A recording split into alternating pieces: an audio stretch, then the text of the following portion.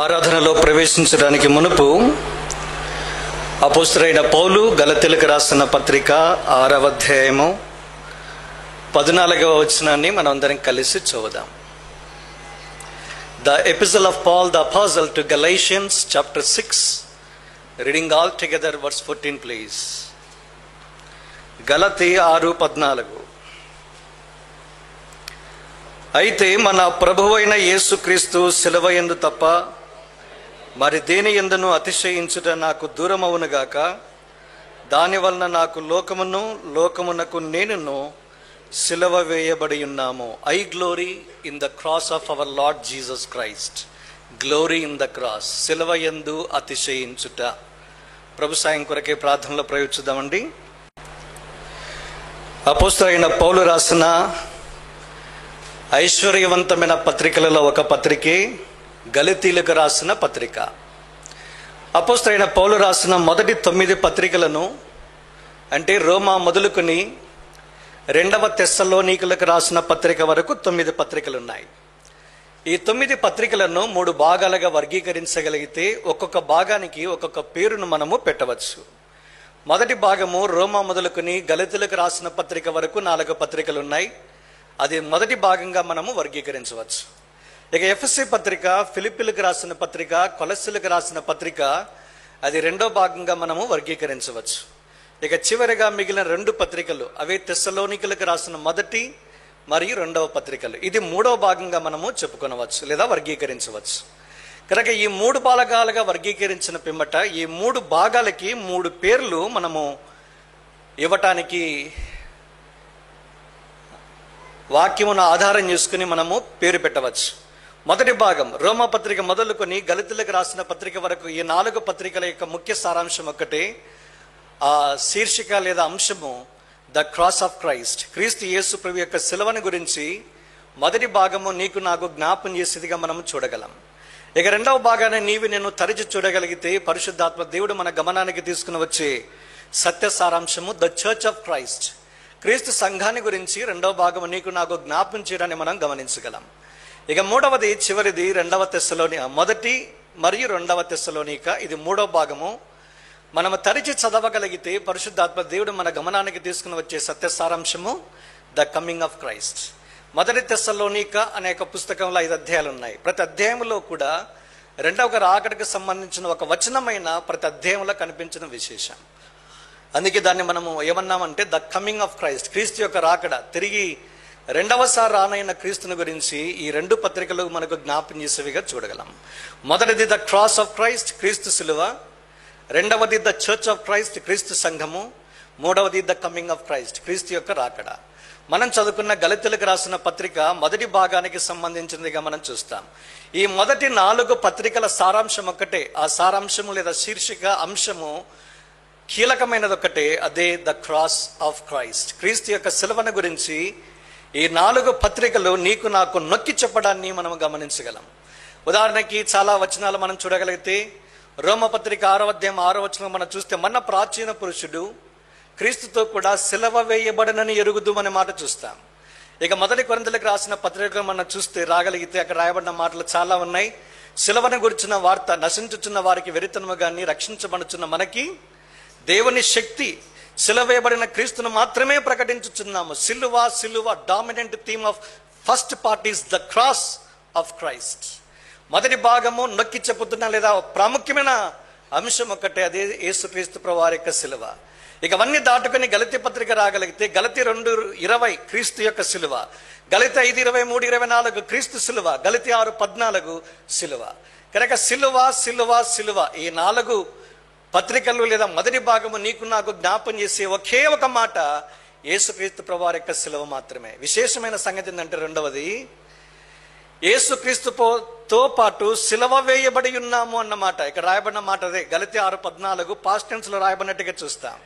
నేను లోకమునకు నేనును శిలువ వేయబడి ఉన్నాము, ముగించబడింది. అది ముగించబడిన లేదా యేసుక్రీస్తు ప్రభువారి యొక్క శిలువతో ఐక్యపరచబడిన సందర్భాన్ని కొత్త నిబంధనలలో కేవలము 4 సార్లు మాత్రమే రాయడం విశేషం.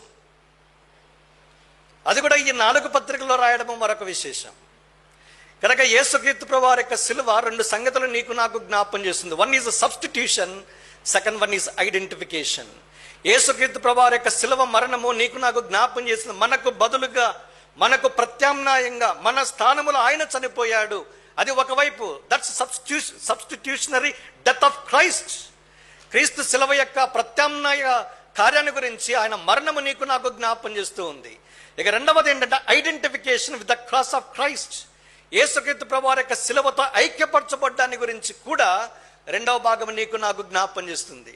అందులో మొట్టమొదటిసారి రోమపత్రిక 6:6 మనం చూస్తాము, మన ప్రాచీన పురుషుడు క్రీస్తుతో పాటు సిలువ వేయబడనని ఎరుగుదుము, వేయబడెను పాస్ట్ టెన్స్.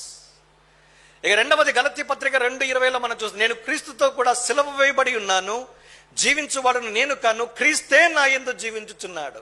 నేను క్రీస్తుతో కూడా సిలువ వేయబడి ఉన్నాను, పాస్ట్ టెన్స్. ఇక మూడో సందర్భము గలతీ పత్రిక 5:23-24 మనం చూస్తాం, క్రీస్తు యేసు సంబంధులు శరీరమును దాని ఇచ్చలతోనూ దురాశలతోనూ సిలువ వేసి ఉన్నారు అనే మాట, పాస్ట్ టెన్స్. ఇక నాలుగవది చివరిది గలతీ పత్రిక 6:14 మనం చూస్తాం. ఏం చూస్తాం ఇక్కడ? నేను లోకమునకు నేను సిలువ వేయబడి ఉన్నాము. గతించిపోయిన సంగతిని గురించి ఈ మాట నొక్కి చెప్పడాన్ని మనం గమనించగలం. కనుక మొదటి భాగము నీకు నాకు జ్ఞాపం చేసే ముఖ్యాంశము సిలువ. అయితే యేసుక్రీస్తు ప్రభువారి యొక్క సిలువ నీకు బదులుగా నాకు బదులుగా మనం పొందవలసిన మరణం ఆయన పొందడానికి సంగతి చెబుతూనే ఆయన మరణంలో కూడా మనం ఐక్యపరచబడి ఉన్నామన్న సంగతిని రెండవ అంతస్తులో జ్ఞాపం చేయడం విశేషం. కనుక సిలువ కేంద్రీకృతమైన ప్రజలుగా ఆయన పాదముల చెంత చేరిన మనము ఈ ఆరాధన వర్ధమానంలో 2 ప్రాముఖ్యమైన తలంపులను తలపోసుకున్న వారమై ఆరాధనలో మనం ప్రవేశించబద్దులమై ఉన్నాం. మొదటిది ఏంటి? The pre eminence of the cross. యేసుక్రీస్తు ప్రభువారి యొక్క శిలువ ప్రాముఖ్యత లేదా శిలువ ప్రాశస్త్యత గురించి తెలుసుకోవడం చాలా ప్రాముఖ్యం. కనుక నీవు నేను ఈ శిలువ ప్రాశస్త్యతను ఎరిగిన తర్వాత ఆరాధనలో పాలు పొందవలసిన వారంగా మనం ఉన్నాం. ప్రాశస్త్యత ప్రాముఖ్యత తెలిసిన తర్వాత మనం చెప్పుకోకుండానే స్వభావ సిద్ధంగా ఉన్న పాటను మనము ఆయనకు అప్పగించుకొని ఒక నూతనమైన విధానంలో ఆరాధించడానికి దేవుని యొక్క ఆత్మ మరియు వాక్యమే నిన్ను నన్ను పురికొల్పునుగాక. కనుక శిలువకున్న ప్రాశస్త్యత మనం గమనించగలిగితే, లేదా శిలువ మరణము కనీసం 7 ప్రాముఖ్యమైన ఆత్మ సంబంధమైన ఔన్నత్యాన్ని గురించి వ్రాయబడడం విశేషం. యేసుక్రీస్తు ప్రభువారు గుడ్ ఫ్రైడే రోజు చనిపోయాడు, శిలువ మరణం పొందాడు. దేనికి జ్ఞాపకం చేస్తుంది? ఎవరి కొరకైనా శిలువ మరణం పొందాడు? ఈ మాటలకి ఈ ప్రశ్నకి జవాబు 7 అంతస్తుల్లో మనం చూస్తాం. మొదటిదేంటి?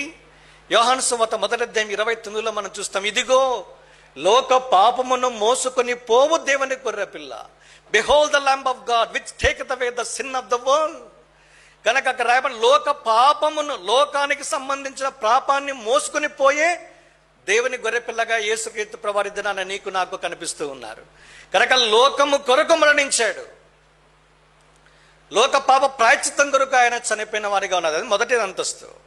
రెండవది ఏంటి? లోకము నుంచి కిందికి దిగితే ఆయన అనేకుల కొరకు విమోచన క్రయధనంగా శిలువ మరణాన్ని పొందిన వానిగా మనం చూస్తాం. మత్తయి సువార్త 20:28 మనం గమనించగలం, మనుష్య కుమారుడు పరిచారం చేయించుకుంటకు రాలేదు, కానీ పరిచారము చేయుటకును అనేకులకు ప్రతిగా విమోచన క్రయధనముగా తన ప్రాణము పెట్టుటకు వచ్చిన. అనేకులు underline, for many, ransom for many అనే మాట మనం చూస్తాం. కనుక లోకము కొరకు మొదటంతస్తు అయితే అనేకుల కొరకు సబ్ టైటిల్స్ ఇవి. ఇక మూడో భాగం రాగలిగితే ఆయన అందరి కొరకు విమోచన క్రయధనంగా అప్పగించబడిన వానిగా చూస్తాం. 1 తిమోతి 2:5-6 మనం చూస్తాం. 1 తిమోతి chapter 2:5-6. దేవుడు ఒక్కడే, దేవునికి మనుషులకు మధ్యవర్తి ఒక్కడే, ఆయనే క్రీస్తు యేసు అన్న నరుడు ఏం చేశాడు? ఈయన అందరి కొరకు విమోచన క్రయధనముగా తన్ను తాను అప్పగించుకొనెను. అందరి కొరకు ఉండలేదు, ఎంఫసిస్. లోకముల కొరకు ఎంఫసిస్, అనేకుల కొరకు ఎంఫసిస్, అందరి కొరకు అనే మాట చూస్తాం. రోమపత్రిక 8:32 మనం చూస్తాం, తన సొంత కుమారుని అనుగ్రహించుటకు వెనక తీయక మన అందరి కొరకు తన కుమారుని అప్పగించిన వాడు. అందరి కొరకు అనే మాట చాలా ప్రాముఖ్యం. ఇంకా ముందుకు వెళ్ళగలిగితే రాయబడింది, ఆయన మన కొరకు లేదా మన కోసము శిలువ మరణములో శిలువకు తన్ను తాను అప్పగించుకునే వానిగా మనం చూస్తాం. అందుకే 2 కొరింథీ 5:21 మీకు వచనాలు బాగా తెలుసుకున్నాక నేను చాలా వేగంగా ప్రయాణించే ప్రయత్నం చేస్తూ ఉన్నా. మనం ఎరుగుదము, దేవుని నీతి లేదా దేవునిలో మనము నీతగునట్లుగా పాపమెరగని ఆయనను మన కోసము పాపముగా దేవుడు చేసిన వానికి చూస్తాం. మన కోసము లేదా మన కొరకు. కనుక ఆయన లోకముల కొరకు మాత్రమే కాదు, అనేకుల కొరకు మాత్రమే కాదు, అందరి కొరకు మాత్రమే కాదు, మన కొరకు ఈ మాటలు చెబుతూ అన్నాడు కదా. ఎఫెసీ పత్రిక 5వ అధ్యాయం 2వ వచనంలో కూడా క్రీస్తు మిమ్మల్ని ప్రేమించి పరిమళ వాసనగా ఉన్నట్టుకు ఏం చేశాడు? మీ కొరకు తన్ను తాను అప్పగించుకునేను లేదా మన కొరకు తన్ను తాను అప్పగించుకునే మాట చూస్తాం. తీతు పత్రిక 2వ అధ్యాయం 14వ వచనంలో కూడా ఇదే మాట మనం చూస్తాం. సత్క్రియలందు ఆస్తి గల ప్రజలను తన కోసరం ఏం చేశారంట? పవిత్రపరచుకునే విషయంలో తన కోసం మనలను ప్రేమించి మన కొరకు తన్ను తాను అప్పగించుకునే మాట చూస్తాం. మన కొరకు, మన కోసము. 5వ మాట దగ్గరికి రాగలిగితే ఆయన ప్రతి సంఘము కొరకు ఆయన అప్పగించుకునే వానిగా మనం చూస్తాం. ఎఫెసీ పత్రిక 5వ అధ్యాయంలో మనం చూడగలిగితే 25-27 భార్యాభర్తల మధ్య ఉన్న సంబంధం గురించి జ్ఞాపం చేస్తూ కింద అంటాడు, అటువల్లే క్రీస్తు కూడా సంఘమును ప్రేమించి ఆ సంఘము కలంకమైనను ముడతయ్యను డాగు మరి అట్టిది ఏదేనూ లేకుండానట్లు ఏం చేశాడు? వాక్యమైన ఉదకము చేత పవిత్రపరచున్నట్లు తన్ను తాను అప్పగించుకునేను లేదా అనే మాట మనం గమనిస్తాం. సంఘము కొరకు యేసుక్రీస్తు ప్రభువారు అప్పగించుకునే వానిగా మనము గమనించగలం. 6వది దేని జ్ఞాపం చేస్తుంది? హెబ్రీ పత్రిక 2వ అధ్యాయం 9లో దేవుని కృపచేత ప్రతి మనుషుని కొరకు మరణమును రుచి చూచున్నట్లు, తెలుగు తర్జుమాలో ఫుట్ నోట్లు ఉంది అన్నమాట. అయితే పైన అన్నాడు ప్రతి మనుషుని కొరకు మరణము అనుభవించున్నట్లు, కింద ఫుట్ నోట్లలో రుచి చూచున్నట్లు. He tasted death by his grace for each and every individual. ప్రతి మనుషుని కొరకు మరణాన్ని రుచి చూచాడు. 7వది చివరిది నా కొరకు. గలతీ పత్రిక 2:20లో చూస్తాము, నన్ను ప్రేమించి 2వ భాగం, నన్ను ప్రేమించి నా కొరకు తన్ను తాను అప్పగించుకున్న దేవుని కుమారుని యందలి విశ్వాసము వలన నేను జీవించుచున్నాను. నా కొరకు లోకమును లేదా ప్రేమించి లోక పాపమును మోసుకుని పోవడం అన్నది హిస్టరీ, అది చరిత్ర. అయితే నా కొరకు తన్ను తాను అప్పగించుకున్నాడు. My story begins. అక్కడి నుంచి నా జీవితము నూతన జీవితం ఆరంభించబడ్డాన్ని మనం గమనిస్తాం. కనుక లోకము కొరకు చనిపోయాడు. ఇదే సర్వలోకం ఇది నాన్న గుడ్ ఫ్రైడే జరుపుకుంటుంది. అది హిస్టరీ, చరిత్ర. అయితే యేసు నీ కొరకు కూడా చనిపోయాడన్న సంగతి నీ విరిగి నువ్వు ఆరాధించగలిగితే నీ కథ, నీ చరిత్ర ఇక్కడ ఆరంభించబడ్డాన్ని మనం గమనిస్తాం. ఆరంభించబడ్డావా? శిలవ నీ జీవితాన్ని ఆరంభించావా? అలాగైతే దేవుని ఆరాధించడానికి చేరివచ్చిన నీవు శిలవ కేంద్రీకృతమైన ప్రజలంగా ఆయనకు అంగీకారమైన బలురపించే యాజకులుగా దేవుడు సిద్ధపరచునుగాక. Preeminence of the cross. శిలవకున్న ప్రాశస్తత లోకము కొరకు మరణం, అనేకుల కొరకు విమోచన క్రయధనం, అందరి కొరకు తను తాను అప్పగించుకొనుట, మన కొరకు అప్పగించుకొనుట, సంఘము కొరకు అప్పగించుకుంట, ప్రతి మనుషుని కొరకు మరణము రుచి చూచుట, నా కొరకు తను తాను అప్పగించుకొనుట. 7 ఆత్మ సంబంధమైన ఈ సంగతికి లేదా శిలవ మరణానికి నీవు నేను ఏమి చెల్లించగలము? ఏమి చెల్లించినా రుణస్థలము గనక యేసుక్రీస్తు ప్రభువారి యొక్క పాదముల చెంత శిలవ దగ్గర సాగిలపడిన వారమై ఆయనకు అంగీకారమైన బలుర్పించే యాజకులుగా ఉండాలన్నది దేవుని యొక్క అభిష్టం, దేవుని యొక్క కోరిక. కనుక ఇది నన్ను ఆరాధించడానికి దేవుడు నీకు నాకు సహాయం చేయనుగాక. శిలవ కేంద్రీకృతమైన ప్రజలుగా శిలవ ద్వారా కలిగిన ఆత్మ సంబంధమైన సంగతులను 5 మీకు జ్ఞాపం చేసి నేను ముగించే ప్రయత్నం చేస్తాను. మొదటిదేంటి చూడండి, రోమపత్రిక 4వ అధ్యాయం. చాలా సంగతులున్న సమయ హద్దుబాటును బట్టి 5 ప్రాముఖ్యమైన సంగతులను మీ గమనానికి తీసుకురావాలని కోరుచున్నాను. 4:25 5వ అధ్యాయం 1వ వచనం.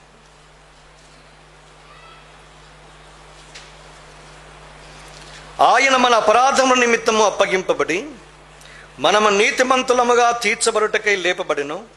కాబట్టి విశ్వాస మూలమున మనము నీతిమంతులుగా తీర్చబడి మన ప్రభువైన యేసుక్రీస్తు ద్వారా దేవునితో సమాధానము కలిగిందు. మొదటి భాగం 25 చూడండి. మనము మన అపరాధముల నిమిత్తం అప్పగింపబడి మనము నీతిమంతులుగా తీర్చబడుటకై లేపబడిన. మరణము, పునరుద్ధానము ఒక వ్యక్తి యొక్క జీవితంలోనికి తీసుకుని వచ్చిన ఆత్మ సంబంధమైన దీవెన ఏదైనా ఉంది అంటే అదేంటది? నీతిమంతులుగా తీర్చబడ్డ, జస్టిఫైడ్ అనే మాట మనం గమనించాలి. చూడండి, జస్టిఫికేషన్ చాలా కీలకమైన మాటగా మనం చూస్తాం. వాస్తవానికి భూమి మీద ఏ మనుష్యుడు నీతిమంతుడు కాదు. అందుకే మనం ఎరుగుదుము రోమపత్రిక 3వ అధ్యాయం వెలుగులో నీతిమంతులు లేడు, ఒక్కడు లేడు, గ్రహించేవాడు లేడు, దేవుని వెతికేవాడు లేడు. అందరూ త్రోవ తప్పి ఏకముగా పనికి మాలిన వారేరి అనే మాట మనం చూస్తాం. కనుక ఈ నీతిమంతులంటూ భూమి మీద ఎవరు కూడా లేరు. అయితే ఆ నీతిమంతులైన మన నిమిత్తము నీతిమంతులైన క్రీస్తు చనిపోవడం ద్వారా నిన్ను నన్ను ఉచితముగా నీతిమంతులుగా తీర్చడానికి దేవుడు వాడే ఏకైక సాధనము యేసుక్రీస్తు ప్రభువారి యొక్క శిలువ మరణం. కనుక క్రీస్తు యేసు ప్రభు యొక్క శిలువ మరణము ద్వారా నీకు నాకు కలిగిన ఆత్మ సంబంధమైన దీవెన ఏదైనా ఉంది అంటే ఏంటది? నీతిమంతులుగా తీర్చబడ్డ. వాస్తవానికి నీతిమంతులుగా తీర్చబడ్డానికి 4 ప్రాముఖ్యమైన సంగతులను రోమపత్రికలో మనం గమనించగలం. అందులో ఒకటే ప్రాముఖ్యమైన సంగతి మీ గమనానికి తీసుకుని వస్తూ ఉన్నా, అది ఆయన మరణము ద్వారా లేదా ఆయన అప్పగించుకున్న ద్వారా నిన్ను నన్ను దేవుడు నీతిమంతులుగా తీర్చాడు. వాస్తవానికి నీతిమంతులుగా తీర్చబడుట అన్న ఈ మాటకి అర్థం ఏంటంటే, it's a gracious act of God declaring righteous one who believes in God. దేవుని యందు విశ్వాసం ఉంచిన ఒక వ్యక్తిని నీతిగా తీర్చడము, ఆయన కృప ద్వారా నీతిగా తీర్చడాన్ని నీతిమంతులుగా తీర్చబడడం అని అంటాం. అది దేవుని యొక్క కృపాసహితమైన కార్యం. దాని కొరకు నేనేం చెల్లించలే, నేను క్రియల ద్వారా సంపాదించుకున్నది కాదు. ఉచితముగా ఆయన కృప ద్వారానే మనము నీతిమంతులుగా తీర్చబడుచు ఉన్నాం. చూడండి, యేసుక్రీస్తు ప్రభువారి యొక్క మరణము ద్వారా నీతిమంతులుగా తీర్చబడడం అన్నది వన్స్ ఫర్ ఆల్. అది ఒక్కసారిగా పరిపూర్ణము చేయబడిన కార్యం, పదే మార్చబడదు. ఉదాహరణకి ఇది తండ్రి కుమారుల మధ్య ఉన్నటువంటి సంబంధం. ఇప్పుడు కుమారుని కన్న తర్వాత కుమారునికి తండ్రి ఎన్ని తప్పులైనా చేయని కుమారుడు తండ్రి కాకపోడు. ఎందుకంటే తండ్రి తప్పక అవుతాడు, ఎందుకు? కన్నాడు కనుక నీతిమంతులుగా తీర్చబడుట అన్న ఈ మాట వన్స్ ఫర్ ఆల్ యేసుక్రీస్తు ప్రభువారి యొక్క మరణము ద్వారా ఒక్కసారిగా సంపూర్తి చేశాడు. సదాకాలముకు దేవుడు నిన్ను నన్ను నీతిమంతులుగా తీర్చాడు. చాలా వరకు మనకు అపవిత్రత, మాలిన్యం అంటితే మనం కడుక్కుంటాం, కానీ సహవాసం తెగిపోతుందేమో కానీ దేవునితో మనకున్న సంబంధ బాంధవ్యం తెగిపోదు. అది నీతిమంతులుగా తీర్చబోటన్న సంగతికి అర్థం. కనుక దేవుడు నిన్ను నన్ను ఉచితముగా నీతిమంతులుగా తీర్చాడు. వాస్తవానికి ఈ మాట ఇంకా పొడిగించాలంటే ఇది ఆరాధన వర్ధమానం. మనం ఈస్టర్ దినాన్న 2వ భాగాన్ని ధ్యానించే ప్రయత్నం చేద్దాం. సామాన్యంగా ఈ మాట ఒకటి మనం జ్ఞాపకం చేసుకుని ముందుకు ప్రయాణించే ప్రయత్నం చేద్దాం. కనుక దేవుడి దినాన తన కృపాసహితమైన కార్యం ద్వారా, ఆయన యందలి విశ్వాసము ద్వారా, ఆయన మరణమందలి విశ్వాసం, ఆయన పునరుద్ధానమందలి విశ్వాసం ద్వారా ఉచితముగా సదాకాలముకు దేవుడు నిన్ను నన్ను నీతిమంతులుగా తీర్చాడు. అందుకే 2 కొరింథీ 5:21 మనం చూస్తాం, ఆయన యందు మనము నీతగునట్లు పాపం ఎరగని ఆయనను మన కోసం దేవుడు ఏం చేశాడు? పాపముగా చేసిన వానికి మనం చూస్తాం. కనుక దేవుని కృపాసహితమైన కార్యం ద్వారానే మనము నీతిమంతులుగా తీర్చబడ్డాం. అది మొదటి కార్యం. రెండవది, ఆయన మరణము ద్వారా నీతిమంతులుగా తీర్చబడ్డాం. ఎలా నీతిమంతులుగా తీర్చబడ్డాము? రెండవది హెబ్రీ పత్రిక 9వ అధ్యాయం 15వ వచనము ఒక మాట కలిసి చదువుదాం. Hebrews chapter 9 and reading all together verse 15 please. ఈ హేతువ చేత మొదటి నిబంధన కాలములో జరిగిన అపరాధముల నుండి విమోచనము కలుగుటకై ఆయన మరణము పొందినందున చాలు. శిలువ మరణము ద్వారా నీకు నాకు కలగజేయబడిన ఆత్మ సంబంధమైన 2వ దీవెన ఏదైనా ఉంది అంటే ఏంటది? విమోచనం. దేని నుంచి విమోచనము? అపరాధముల నుండి విమోచనం. ఆ మాట మీరు గమనించాలి.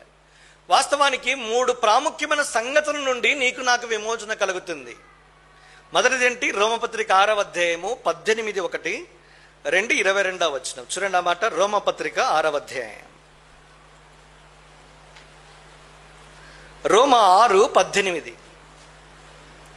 పాపము నుండి విమోచింపబడి నీతికి దాసులైతిరి, ఇందుకు దేవునికి స్తోత్రం. 22, అయినను ఇప్పుడు పాపము నుండి విమోచింపబడి దేవునికి దాసులైనందున పరిశుద్ధత కలుగుటయే మీకు ఫలం. నా అంశము విమోచన, రిడెంప్షన్. ఎక్కడి నుంచి విమోచనము? హెబ్రీ పత్రిక 9:15 నుంచి కలిగిన మాట అపరాధముల నుండి విమోచనం. రోమపత్రిక 6వ అధ్యాయము 18-22 నుంచి దేని నుంచి విమోచనము? పాపము నుండి విమోచనం. 3వ మాట చూడండి, తీతు పత్రిక 2వ అధ్యాయం 14వ వచనం. తెలుగులో ఒక పదం మార్చారు, అయితే ఇంగ్లీష్లో డైరెక్ట్గా ఆ మాట ఉన్నట్టుగా చూస్తాం. తీతు పత్రిక 2వ అధ్యాయము 14వ వచనం.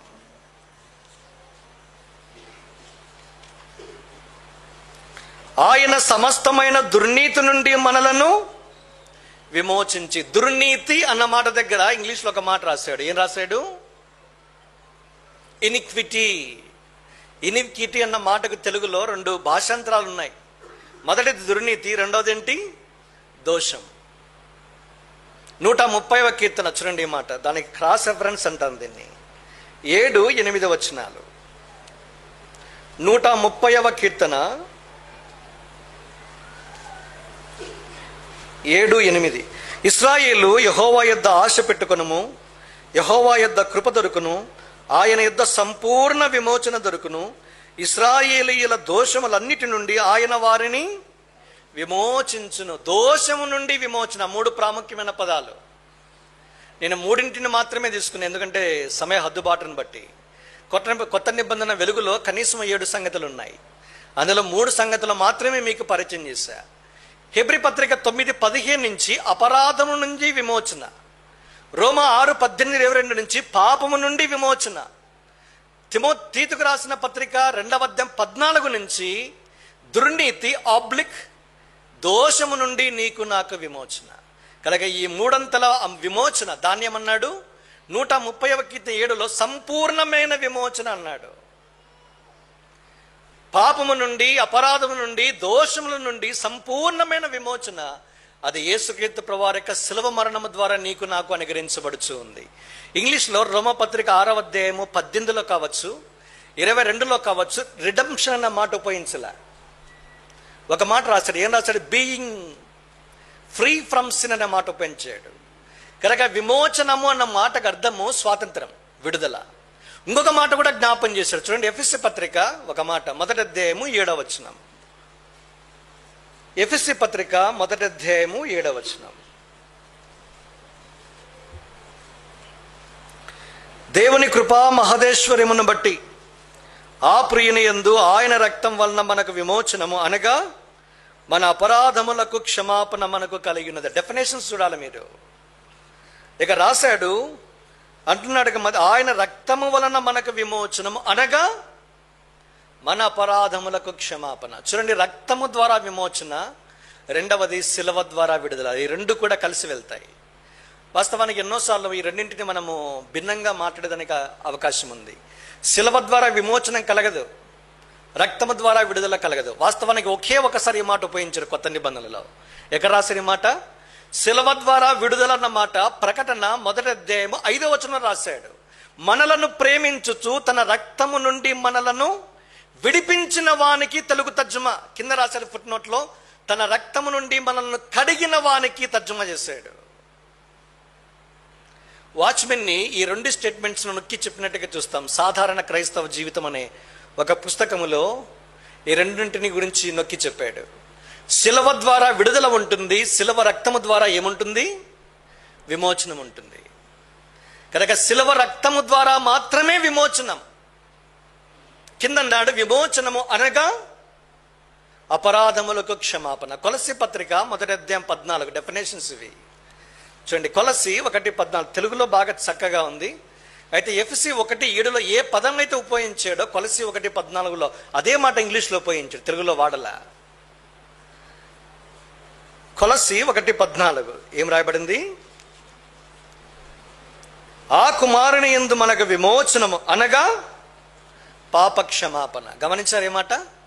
అక్కడేమో విమోచనకు నిర్వచనం అపరాధములకు క్షమాపణ, కొలస్సీ 1:14 ప్రకారము పాపములకు క్షమాపణ. 130వ కీర్తన 7:8 ప్రకారము దోషములకు క్షమాపణ. అది విమోచనం అంటే. కనుక నిన్ను నన్ను దేవుడు విమోచించాడు అంటే స్వాతంత్రం. విమోచించాడు అంటే దేవుడు నీకు నాకు క్షమాపణ కలిగించాడు. ఈ 2 పదాలు విమోచనము అన్న మాటలో నిగూఢంగా దాచబడినట్టుగా మనం చూస్తాం. కనుక దేవుడు ఇది నిన్ను నన్ను పాపము నుండి, అపరాధముల నుండి, దోషముల నుండి విమోచించి తన సొత్తుగా, స్వాస్థ్యముగా చేసుకున్న వానిగా మనం చూస్తాం. వాస్తవానికి ఇంకా కొంచెం ముందుకెళ్ళి ధ్యానించాలనుకుంటే గలతీ పత్రిక 1:14 మనం చూస్తే, ప్రస్తుతపు దుష్ట కాలము నుండి ఆయన మనలను విమోచించును. గలతీ పత్రిక 3:13 మనం చూస్తే ధర్మశాస్త్రం యొక్క శాపము నుండి దేవుడు నిన్ను నన్ను విడిపించాడు. గలతీ పత్రిక 4:5 వచనం ఆధారంగా మనం చూసుకుంటే ధర్మశాస్త్రముకు లోబడిన వారిని విమోచించవలనని, ధర్మశాస్త్రానికి లోబడిన వారిని, ధర్మశాస్త్రము నుండి విడుదల. ధర్మశాస్త్రం నుంచి విడుదల ఎలా కలుగుతుంది? ధర్మశాస్త్రము వర్సెస్ గ్రేస్. ధర్మశాస్త్రానికి కృపకు వ్యత్యాసం ఉంది. ధర్మశాస్త్రం నుంచి దేవుడు నిన్ను నన్ను విమోచించాలంటే, విడిపించాలంటే దేవుడు వాడే ఏకైక సాధనం ఏదైనా ఉంది అంటే అది గ్రేస్, అది కృప. సరే, ఈ మాటలన్నీ మనం పక్కన పెడితే మూడింటికి మాత్రమే మనము ఆధారం చేసుకుని విమోచనం అన్న సంగతిని తలపోసుకున్న వారమై శిలువ మరణము ద్వారా కలిగిన ఈ విమోచనమును బట్టి దేవుని ఆరాధించవలసిన వారంగా ఉన్నాం. కనుక ఆయన మరణము ద్వారా మొదటిదేంటి? జస్టిఫికేషన్, నీతిమంతులుగా తీర్చబడ్డాం. ఆయన మరణము ద్వారా విమోచనం. మూడోదేంటి? ఆయన మరణము ద్వారా ప్రాయశ్చిత్తము అనే మాట రాయబడింది. చూడండి, రోమపత్రిక 3:25. తెలుగులో ఈ మాట లేదు, అయితే నేను మొదటి యోహాను పత్రికలో ఉన్న ఒక మాటను మీ గమనానికి తీసుకురావాలని కోరుచు ఉన్నా. చూడండి ఆ మాట. మొదటి యోహాను పత్రిక 2వ అధ్యాయము 2వ వచనం. ఆయనే మన పాపములకు శాంతికరమై ఉన్నాడు, మన పాపములకు మాత్రమే కాదు సర్వలోకమునకును శాంతికరమై ఉన్నాడు. శాంతికరమై ఉన్నాడు అన్న మాట 4 వేశాడు ఫుట్ నోట్. కింద ఒక మాట రాశాడు, ఏమన్నాడు? ప్రాయశ్చిత్తమై ఉన్నాడు. ఇదే మొదటి యోహాను పత్రిక 4వ అధ్యాయము 10. మొదటి యోహాను 4:10. మనము దేవుని ప్రేమించుతామని కాదు, తానే మనలను ప్రేమించి మన పాపములకు ప్రాయశ్చిత్తమైనట్టుగా తన కుమారుని పంపెను, ఇందులో ప్రేమయున్నది. ప్రాయశ్చిత్తము అన్న మాట దగ్గర ప్రొపీషియేషన్ అన్న పదం ఉపయోగించాడు. కొత్త నిబంధనలలో నాకు తెలిసినంత వరకు 3 సార్లు ఈ మాట రాయబడింది. మొదటిది రోమపత్రిక 3వ అధ్యాయం 25. తెలుగులో లేదు, ఇంగ్లీష్లో మాత్రమే ఉంది ఆ మాట. రెండవది మొదటి యోహాను పత్రిక 2వ అధ్యాయం 2వ వచనం. మూడవది మొదటి యోహాను పత్రిక 4వ అధ్యాయము 10వ వచనం. ఈ 3 సందర్భాల్లో మాత్రమే ప్రాయశ్చిత్తము అనే మాట ఉపయోగించబడినట్టుగా మనం చూస్తాం. కనుక దేవుడు నా పాపమునకు ప్రాయశ్చిత్తమైనటకు తన సొంత కుమారుని దేవుడి లోకానికి పంపించి ఏమన్నాడు? తన ప్రేమను రుజువుపరిచిన వానిగా మనం చూస్తాం. 4:8 ఒక మాట రాయబడింది, దేవుడు ఏమై ఉన్నాడు అన్న దానికి ఒక జవాబు. మొదటి యోహాను పత్రిక అంతటిలో 5 అధ్యాయాల్లో దేవుడు ఏమై ఉన్నాడు అన్న దానికి 5 ప్రధానమైన సంగతులు జ్ఞాపం చేశాడు. అందులో ఒకటి 4వ అధ్యాయంలో జవాబిచ్చాడు. Who is God? How can we define God? దేవుడు ఎవరు? దేవుని ఎలాగో నిర్వచించవచ్చు అని ఒకవేళ ప్రశ్నిస్తే ఒక జవాబును చూస్తాం. దేవుడు ప్రేమ స్వరూపి 8. అదే మాట 16లో చూస్తే తెలుగులో ప్రేమ స్వరూపి అయి ఉన్నాడు. తెలుగులో ఇలాగ ఉంది, అయితే ఇంగ్లీష్లో ఒకే ఒక మాట ఏంటది? God is love definition. దేవుడు ఏమై ఉన్నాడు? దేవుడు ప్రేమ అయి ఉన్నాడు. God and love inseparable, go together. ఈ రెండింటిని వేరు చేయలేము. ఈ రెండు కలిసి ప్రయాణించే జంటగా మనం చూస్తాం. కనుక దేవుడు యేసుక్రీస్తు ప్రభువారిని ఈ లోకానికి పంపి నా ప్రాయశ్చిత్తమైన బలిగా కలవరి శిలువపై అర్పించి నేను నిన్ను ఇంతగా ప్రేమించుచున్నానని తన ప్రేమను రుజువు చేసిన వానిగా మనం గమనిస్తాం. కనుక అందుకే కొత్త నిబంధనలలో ప్రేమ అనే మాట వచ్చినప్పుడు మీరు గమనించాలా, it's not a noun but a verb. అది నామవాచకం కాదు, అది వర్బ్, క్రియ.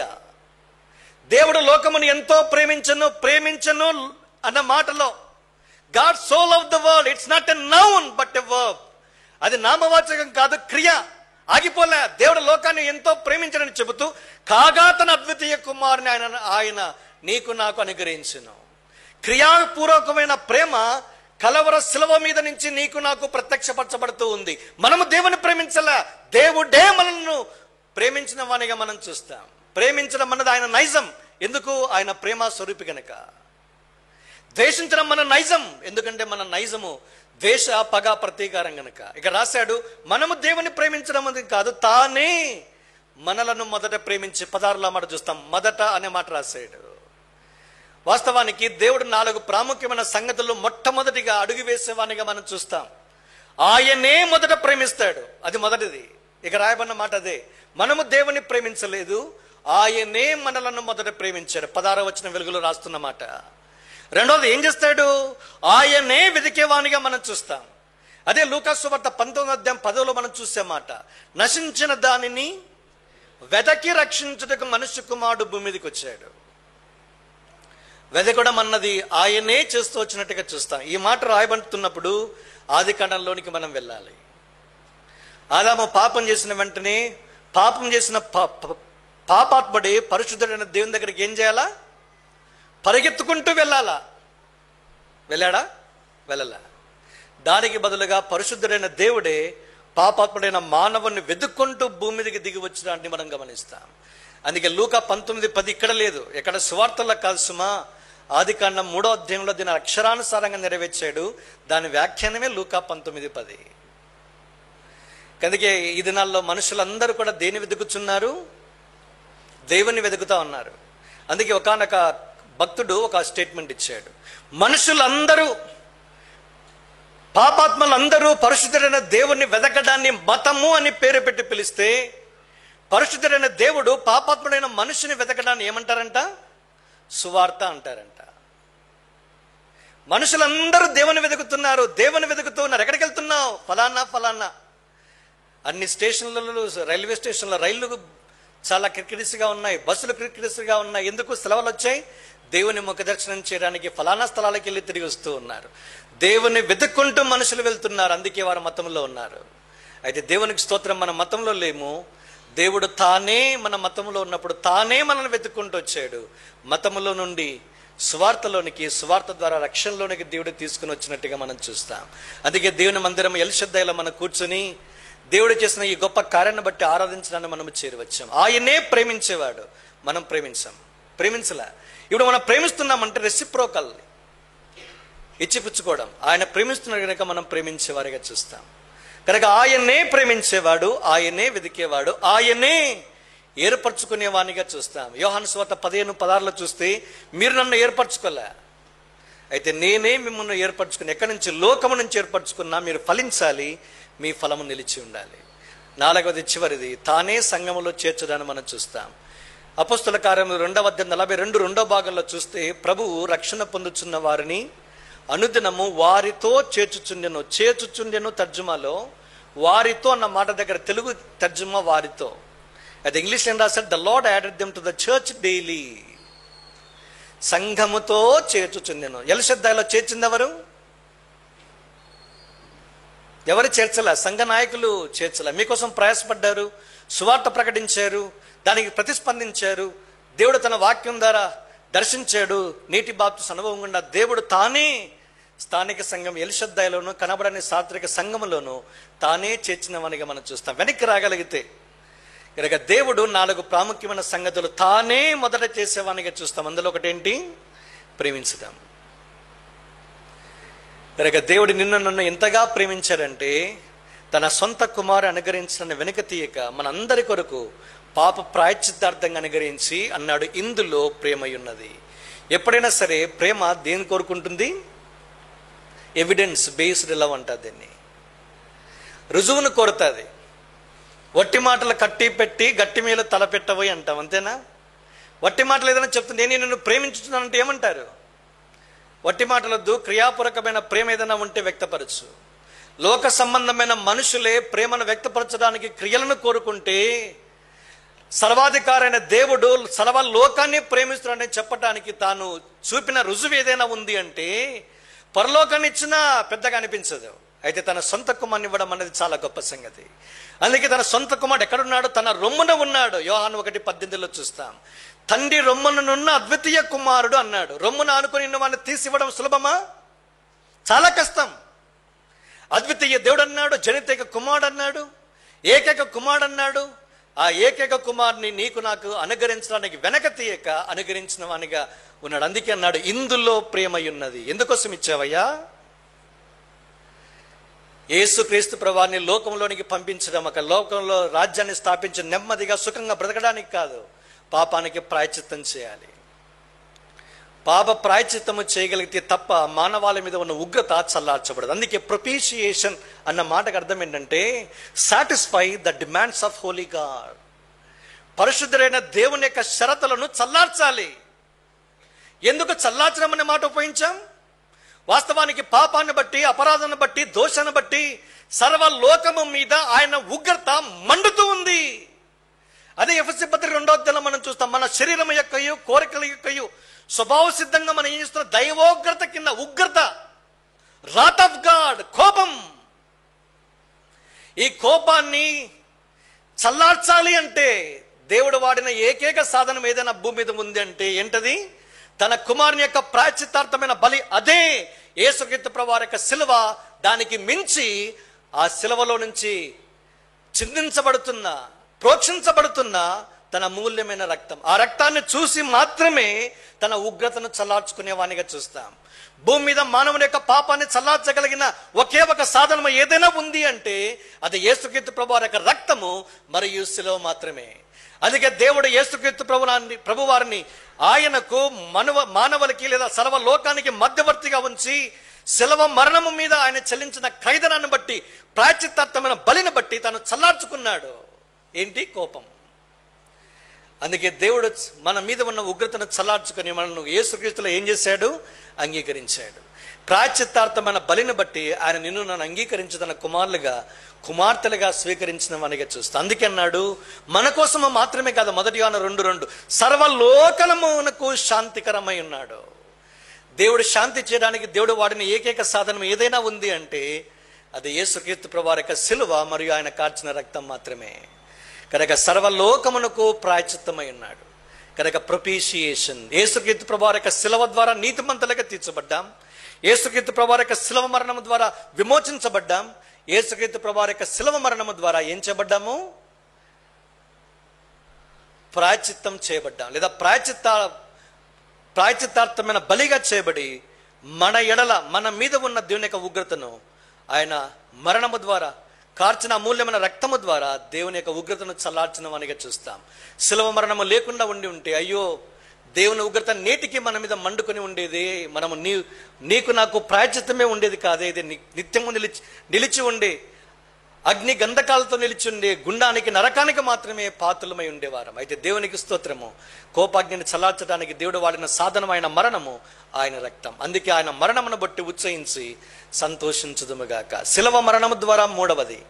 4వది ఏంటి చూడండి, హెబ్రీ పత్రిక 10వ అధ్యాయం 10. కొంచెం వేగంగా వెళ్దాం. హెబ్రీ పత్రిక 10వ అధ్యాయము 10వ వచనం. యేసుక్రీస్తు యొక్క శరీరము ఒక్కసారియే అర్పింపబడుట చేత ఆ చిత్తమును బట్టి మనము పరిశుద్ధపరచబడి ఉన్నాము. సాంక్టిఫికేషన్. యేసుక్రీస్తు ప్రభువారి యొక్క శిలువ మరణము ద్వారా, శిలువ మీద ఆయన శరీరం ఒక్కసారిగా అర్పించబడుట బట్టి నిన్ను నన్ను దేవుడు పరిశుద్ధపరచిన వానిగా మనం చూస్తాం. మానవుడి దినాన ఎన్నంతల అపవిత్రుడు. నిన్ను నన్ను కడిగి పరిశుద్ధపరచాలి అంటే మనము 3 అపవిత్రులం. 1 తెస్సలోనిక 5వ అధ్యాయం 23లో రాయబడుతున్న మాట, మన సమాధానకర్త దేవుడు తానే మిమ్మల్ని సంపూర్ణముగా పరిశుద్ధపరచునుగాక. సంపూర్ణని ఎప్పుడు పిలుస్తాము?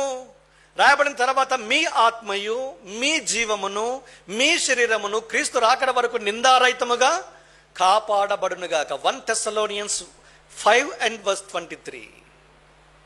కనుక గాడ్స్ హైరార్కీ, దేవుని యొక్క క్రమానుగత శ్రేణిలో 3 సంగతులు ఉన్నాయి. 1 ఆత్మ, 2 జీవము, 3 శరీరం లేదా దేహం. ఈ 3ంటిని ఏం చేయాలా? సంపూర్ణంగా పరిశుద్ధపరచాలా. 3 అపవిత్రత కలిగిన మానవుని కడిగి పరిశుద్ధపరచాలి అంటే దేవుడు ఏమై ఉండాలా? 3 పరిశుద్ధుడై ఉండాలి. అందుకే రాయబడింది, సైన్యములకు అధిపతిగా యెహోవా పరిశుద్ధుడు, పరిశుద్ధుడు, పరిశుద్ధుడు. ఎందుకు 3 సార్లు రాయబడాలి? ఒకసారి రాస్తే బాగుంటుందిగా. దేవుడు 3 పరిశుద్ధుడు, మానవుడు 3 అపవిత్రుడు.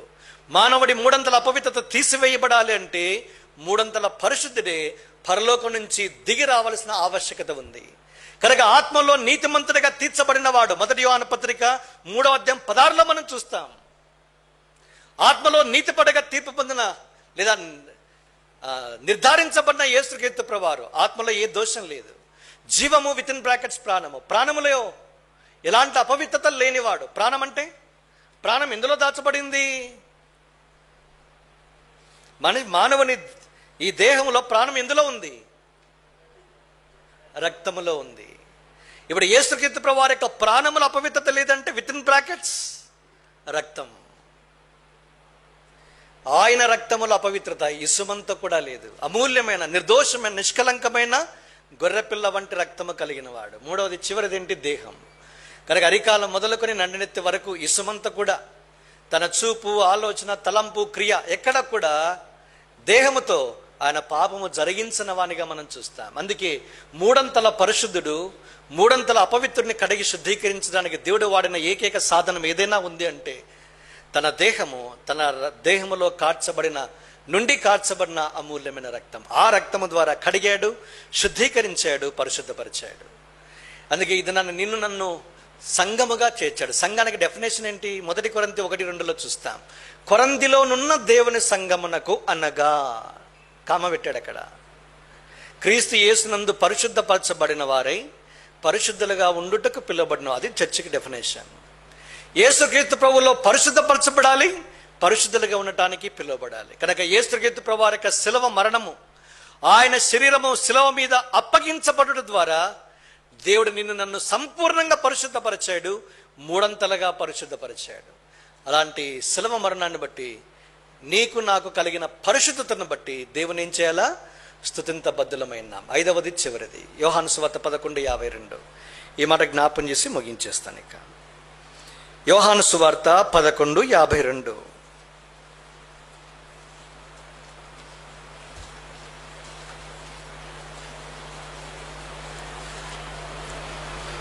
యేసు ఆ జనము కొరకు మాత్రమే గాక చెదిరిపోయిన దేవుని పిల్లలను ఏకముగా సమకూర్చుటకును చావనై ఉన్నాడని ప్రవచించును.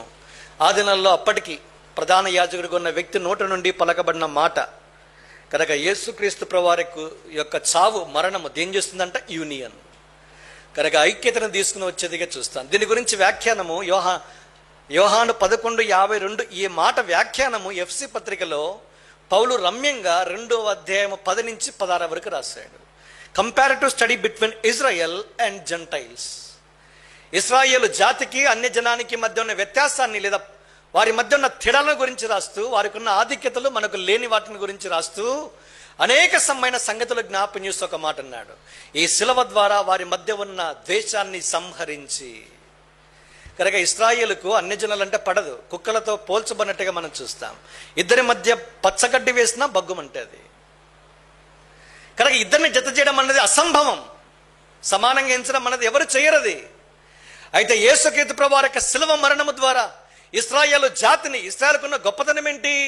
దత్తపుత్రత్వం ఉంది, అర్చనాచారాలు ఉన్నాయి, వాగ్దానాలు ఉన్నాయి, దేవుడు కలిగిన వారిగా చూస్తాము, నిబంధనలు కలిగిన వారిగా చూస్తే ఇవన్నీ వారికి ఉన్నాయి. అయితే ఇశ్రాయేలు జనాంగానికి ఉన్న ఇవి అన్య జాతి వారికి లేదు. అయితే దేవునికి స్తోత్రం, వీరన్నిటినీ కూడా యేసుక్రీస్తు ప్రభువారి యొక్క శిలువ ద్వారా నీకు నాకు అనుగ్రహించి ఉభయులను ఏకం చేయడానికి దేవుడు వాడిన ఏకైక సాధనం ఏదైనా భూమి మీద ఉందంటే అది యేసుక్రీస్తు ప్రభువారి యొక్క శిలువ మాత్రమే. కనుక ఇది నా శత్రుత్వము మధ్య మిత్రత్వం రావాలంటే, లేదా రెండు ఉభయుల మధ్య సంధి చేయాలంటే దేవుడు వాడే ఏకైక సాధనం ఏదైనా ఉందంటే అది శిలువ మాత్రమే. రెండు వర్గాలను ఏకం చేసేది యేసుక్రీస్తు ప్రభువారి యొక్క శిలువ. అనేకమైన సంగతులను బట్టి విభాగించబడవచ్చు. అయితే యేసుక్రీస్తు ప్రభువారి యొక్క శిలువ ఏకం చేసేదిగా చూస్తాం. కనుక ఇది నా శిలువ మరణము ఉభయులను ఏకము చేయట, ఐక్యత. ఒకప్పుడు నేను ఇశ్రాయేలుతో సహపోను వాడిని కాను, వాగ్దాన నిబంధనలు నాకు లేవు, నిర్దేవుడును, దేవుడే లేదయ్యా నాకు. అలాంటిది యేసుక్రీస్తు ప్రభువారి యొక్క శిలువ మరణము ద్వారా ఐక్యపరిచావు. నిన్నే దేవునిగా కలిగి యెహోవా తమకు దేవుడే కలిగిన జనులు ధన్యులు. ఇలాంటి గొప్ప భాగ్యములోనికి, ఐక్యతలో నన్ను తీసుకుని వచ్చిన ఈ మంచి ఏర్పాటుకు నేనేం చెల్లించగలను? నేను నీకు సజీవ యాగంగా అర్పించుకొనుచున్నానని అర్పించుకున్న వారమై ఆరాధించబద్ధులమై ఉన్నాం. కనుక యేసుక్రీస్తు ప్రభువారి యొక్క శిలువ ద్వారా నీకు నాకు కలిగిన ఆత్మ సంబంధమైన దీవెనలలో 5 మాత్రమే మచ్చుకు మనం ధ్యానించాం. నీతిమంతులుగా తీర్చబడ్డానికి దేవుడు వాడిన సాధనము శిలువ. విమోచించడానికి దేవుడు వాడిన సాధనము యేసుక్రీస్తు ప్రభువారి యొక్క శిలువ మరణం. నన్ను ప్రాచిత్తార్థమైన స్థితిలోనికి, శాంతికరంగా చేయబడ్డానికి, దేవునితో సమాధానమైన స్థితిలో కొరకై పిలువబడ్డానికి దేవుడు వాడిన ఏకైక సాధనము శిలువ. నన్ను కడిగి పరిశుద్ధపరిచి పరిశుద్ధతాన్ని అంతస్తులోనికి హెచ్చించబడ్డానికి దేవుడు వాడిన సాధనము శిలువ. ఐక్యతలోనికి తీసుకురాగలిగి ఆనందించి ఆయననే దేవునిగా కలిగి సాగిపోయే ఈ గొప్ప భాగ్యానికి కారణము యేసుక్రీస్తు ప్రభువారి యొక్క శిలువ. అందుకే ఈ మాటను ఉద్దేశించి మాట్లాడుతున్నాడు ఎవరు? పౌలు. ఏం మాట్లాడుతున్నాడు? I glory in the cross of our Lord Jesus Christ. మన ప్రభువైన యేసుక్రీస్తు యొక్క శిలువ యందు అతిశయించుట. What classical statement. అతిశయించడానికి పౌలు ఎన్నో అధిక్యతలు ఉన్నాయి. ఫిలిప్పీ పత్రిక 3వ అధ్యాయంలో చూస్తాం. ఏం చూస్తామైనా? ఇశ్రాయేలు వంశము చెందినవాడు, బెన్యామీను గోత్రానికి సంబంధించినవాడు, పరిసెల తెగకు సంబంధించినవాడు, ధర్మశాస్త్రము నీతి విషయంలో అనిందుడిగా ప్రఖ్యాతిగాంచినవాడు, గమలీయేలు పాదముల యొద్ద చదువు నేర్చుకున్నవాడు, పిహెచ్డి స్కాలర్, ఈయన సున్నతి పొందినవాడు, 3వ ఆకాశానికి ఎక్కిపోయినవాడు, పరదేశకు వెళ్ళిన వాడు, వచింప శక్యముగాని మాటలు విన్నవాడు, భూలోకమందు శక్తివంతమైన పరిచర్యకు సాదృశ్యంగా అనేకమైన సూచనల చేత వాక్యాన్ని స్థిరపరచడంలో సాధనంగా దేవుని కొరకు వాడినవాడు, ఆసియా అందంతటా కలిదిరిగి సువార్తను ప్రకటించిన ధీరోదాత్తమైన క్రైస్తవ విశ్వాస వీరుడు. వీటన్నిటిని బట్టి అతిశయించడానికి ఆధారం ఉంది. అయితే ఏం మాట్లాడుతున్నాడు ఈ మనుషుడు? ఇవన్నీ కాదు. I glory in the cross. నేను యేసుక్రీస్తు ప్రభువారి యొక్క శిలువ యందు మాత్రమే అతిశయిస్తా. వంశాన్ని బట్టి అతిశయిస్తాం, చదువును బట్టి అతిశయిస్తాం, కులాన్ని బట్టి అతిశయిస్తాం, ప్రాంతాన్ని బట్టి అతిశయిస్తాం, మనకున్న బ్యాక్గ్రౌండ్ని బట్టి అతిశయిస్తాం, మనకున్న సాంఘిక హోదాను బట్టి అతిశయిస్తాం. మనం అతిశయించకుండా దానికి ఆధారాలు ఏమైనా అతిశయిస్తాం. అయితే ఇవన్నిటినీ కూడా పక్కన పెట్టి ఒకే ఒక మాట పౌలు మాట, I glory in the cross. శిలువ ద్వారా కలిగిన ఈ ఆత్మ సంబంధమైన దీవెనలకు ఏవి కూడా సరి సమానం కావు. ఈ ఆత్మ సంబంధమైన దీవెనలను ఏడంతల శిలువ ప్రాశస్తతను ఎరిగిన వారమై, లోకము కొరకు చనిపోయిన ఈ గొర్రెపిల్ల నా కొరకు కూడా వధించబడింది. ఇది నీ వ్యక్తిగతమైన జీవితము. ఆరంభానికి శిలువ సాదృశ్యమైతే, శిలువయే కేంద్రీకృతమైతే, శిలువ శరణాగతమైన ప్రజలుగా pre eminence of the cross and the power of cross, శిలువ ప్రాశస్తత, శిలువ శక్తి, దాని ద్వారా కలిగిన ఆత్మ సంబంధమైన దీవెన మనం కూడా తలపోసుకున్న వారే మనల్ని మనము సజీవంగా అర్పించుకుని ఆయనకు అంగీకారమైన ఆరాధన అర్పించినట్లు దేవుడు నీకు నాకు కృప చూపించునుగాక.